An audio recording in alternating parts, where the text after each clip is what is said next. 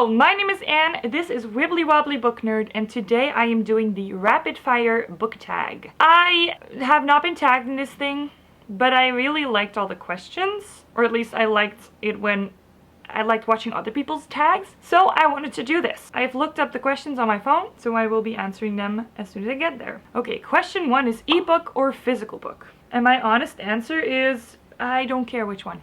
I love them both. I love reading physical books, but I also love reading ebooks. It is just a matter of convenience of where I want to read. If I want to read on the train, it's easier to bring my ebook because it's smaller and easier to take with me. But if I see a beautiful edition, I can just as easily buy the, what's that called, the physical edition. And I really don't care in what format I read. I even read an audiobook and I love that. So honestly, I really do not care. Next question. Paperback or hardback? Same. I really don't care. I love paperbacks that are really floppy. Let me get an example. Like this one.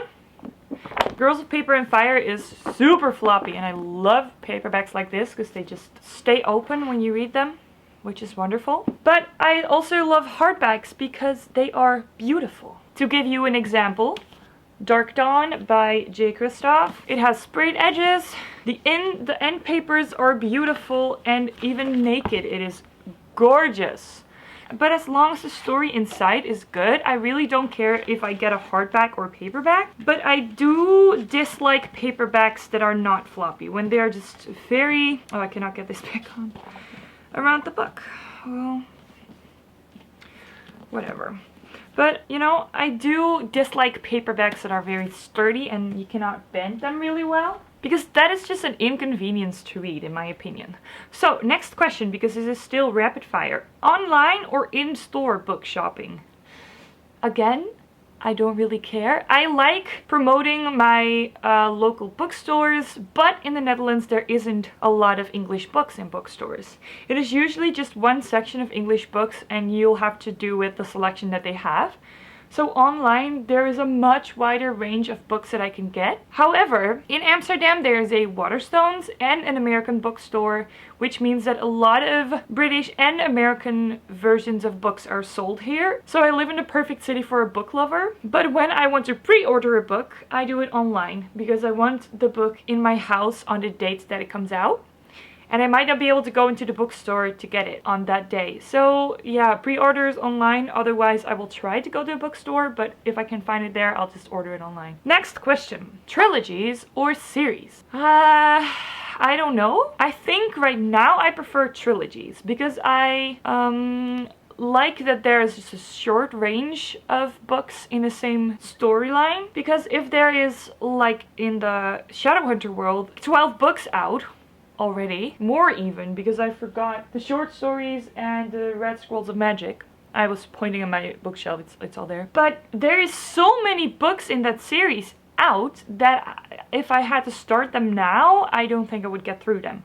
Because there's just too much to read. But I started those when I was younger, so I'm up to date with all of them, except for Queen of Air and Darkness, so don't spoil anything. Still reading it. I'm at about 20%. It's a huge book, and it's so difficult to get through for me because it is so huge. I can't really take it with me. Anyway, point of this story is, right now I prefer trilogies because they're shorter and I don't have to read for ages and ages to be able to finish a thing. Then, heroes or villains? I love a good villain. I love when characters are morally grey or just plain bad. I love that. When a villain is done well, it is most likely the character I will root for. Or it is most likely the character that I will hate the most, but it also elicits a big response out of me. So I will say villains here. Especially in, looking at my bookshelf now, especially in Vicious and Vengeful by V.E. Schwab, where almost all of the characters are somewhat good, but also very bad, and I enjoy that a lot. So I will say villains. Then, the next question is a book you want everyone to read. I don't know, I sometimes find it difficult recommending books to people, except if I know their reading tastes, but a book that I really desperately need everyone to read, no, want, not need. that I desperately want everyone to read is A Monster Calls by Patrick Ness. This book is about a boy who has to deal with love and loss and letting go and accepting your grief, and it is beautiful and the message is great and the illustrations are amazing. I met the illustrator at Yelk, which was lovely, but this book is just so beautiful and I feel like everyone should read it because of the beautiful message. Then, recommend an underrated book. I don't think I have one. I don't know. I am very influenceable, so I read a lot of popular books because I see them online and then I think, oh my god, I need to read that. But an underrated book. I guess the one that I recently finished that might be slightly underrated is The Land of Yesterday by K.A. Reynolds. Rachel Marie from Rachel Marie's Book Journey recommended this to me, and it was a beautiful middle grade about depression and grief and again accepting this, and I loved it so much I gave it 5 stars, so I guess I would recommend this too. The next question is the last book you finished. Why do I do this to myself? And that again is The Land of Yesterday by K.A. Reynolds. I finished this yesterday. I loved it. I cried a little bit. So this is the last book I finished. The last book you bought. At this rate I will just keep repeating myself. But let's say the last book I got is... Let me open this. I didn't buy this the most recently, but I got it in the mail the most recently, and that is The Beautiful.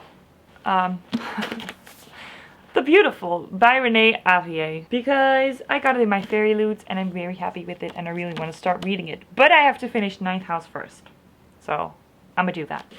Let's put it back in its book sleeve, which is waterproof. Oh my god. Oops, clicked it away. Last question. No, not last. Next question, Anne. The next question is the weirdest thing you've used as a bookmark. Good question. I don't really know. I don't really use weird things as bookmarks because I usually just have one right next to my bed. I guess tissues? Because I always have a box of tissues. Because I always have a box of tissues next to my bed, so I guess I use tissues as bookmarks, but that isn't really weird because that is still paper. So maybe like a candy bar or something, it's still in its wrapper, I don't know. Or I've used my laptop as a bookmark before. Does that count as weird? I'll count it. Then, used books, yes or no? I could start an entire discussion about this, but in my opinion, my personal opinion, I really dislike used books. I have this sort of little bit of a hygiene problem that I do not like. The smell of used books, I really hate it and I cannot deal with it, so I don't read used books. However, if I am given a book by someone that I know very well, like one of my best friends, and she has read the book, that's not correct English, and she has read the book and then gives it to me for me to read, I will not mind it very much because I know that person. It's more like a strange person that has read the books before. That is just not my thing. So I will always buy my books new. Another reason for that is because I live in the Netherlands and not a lot of used books are in English. So if I go to a used bookstore, it is mostly classics or books that I have no interest in or books that I already have. So to me, it's not really useful to buy used books. The next question is, what are your top 3 favorite genres? Well, I guess fantasy, that's one. Or fantasy is one. Then contemporary. And the last one, which I have been loving very much recently, this is recent, not of all time, I would say thrillers? So thrillers, contemporary, and fantasy. I think that's my 3 favorite genres at the moment. Then, borrow or buy. I could answer this the same as used books or new books, because libraries in the Netherlands are really disappointing when it comes to English books. They either don't have them, or they have all of the most popular books that I'm not interested in or that I already own, or I'll say it again, they don't have them. So no, I will not borrow my books from libraries. I might borrow a book from a friend, but that's about it. I will never borrow books from a library because there just is not a great selection in the Netherlands. So always buy. I buy my books because I like supporting the authors. Let's just call it like that. Okay, characters or plot?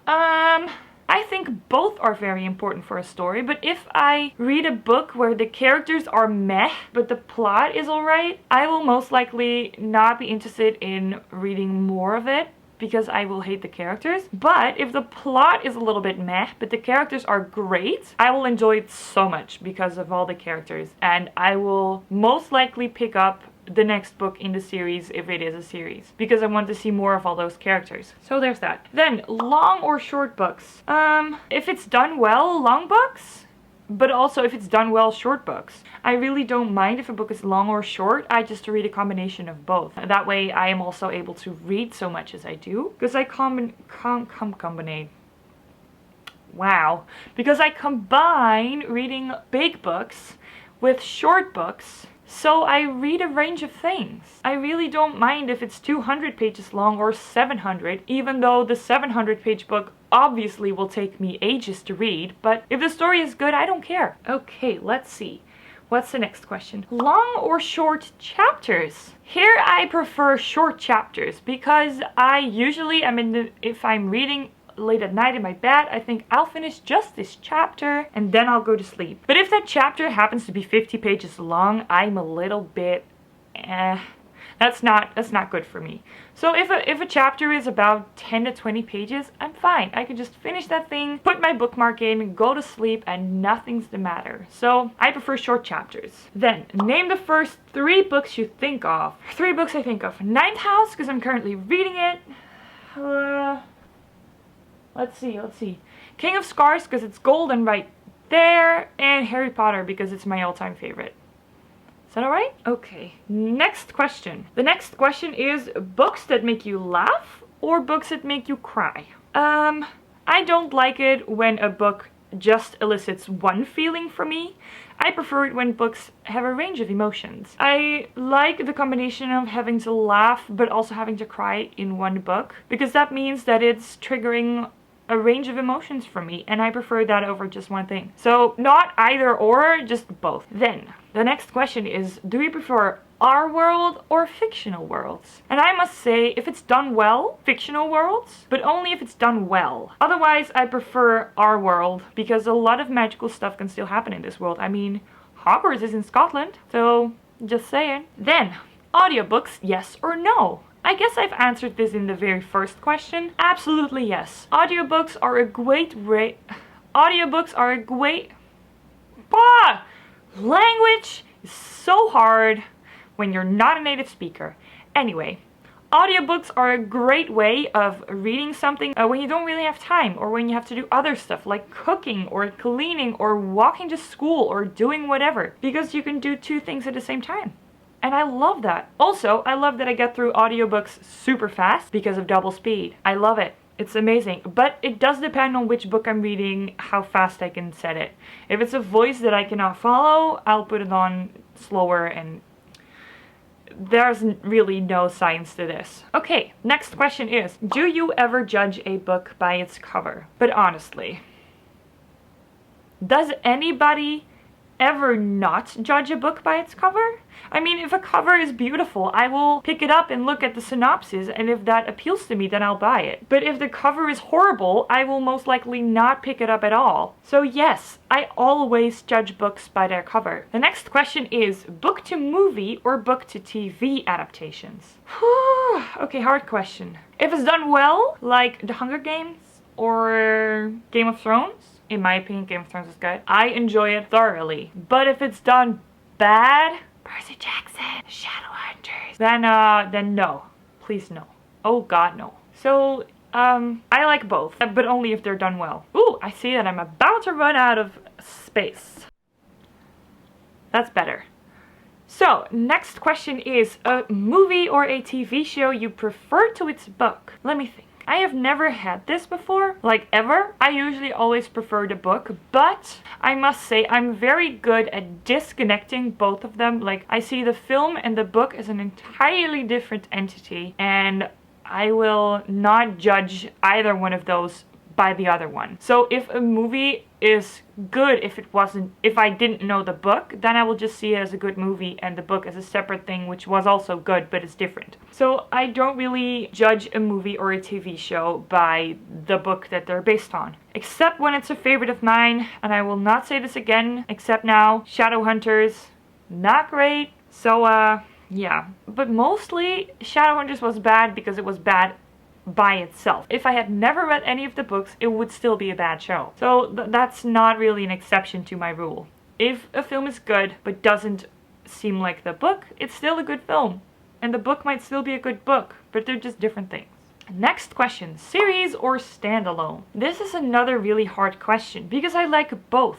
I mean, standalones are great for things like thrillers because you just read one story and then you're amazed by the twist or whatever. But if you read a fantasy novel, it's most likely a series because a story hasn't concluded or the characters are going through something that hasn't concluded. So you need more of those books, and I love both. So I will not choose. I will say I love my series and I love my standalones, and I will love both forever. Next question is... Oh, that was it. There is no next question. Well, that's good. Oh yeah. So again, I will apologize for this darkness. I thought filming this way would be better than filming like that way that I usually do, because I have more moving space to stand.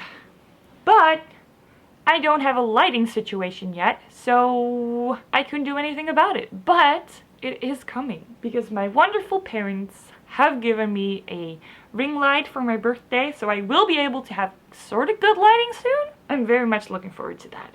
So this will be one of the last videos that I filmed without a light. So right now I will say thank you so much for watching.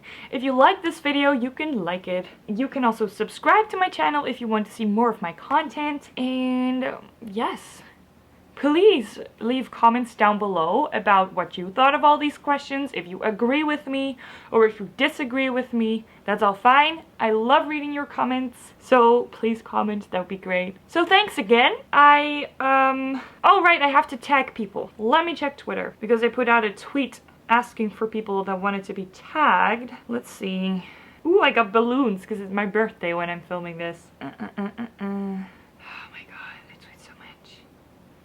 Found it. Okay, there's 4 people that wanted to be tagged. So those will be NW Reader, Brianna from Positively Brie, Carrie the Hyped Hufflepuff, and Leah from Lover of Pages. I will tag those 4 people. Thank you for commenting on my tweet, and this is the end of my video. So goodbye.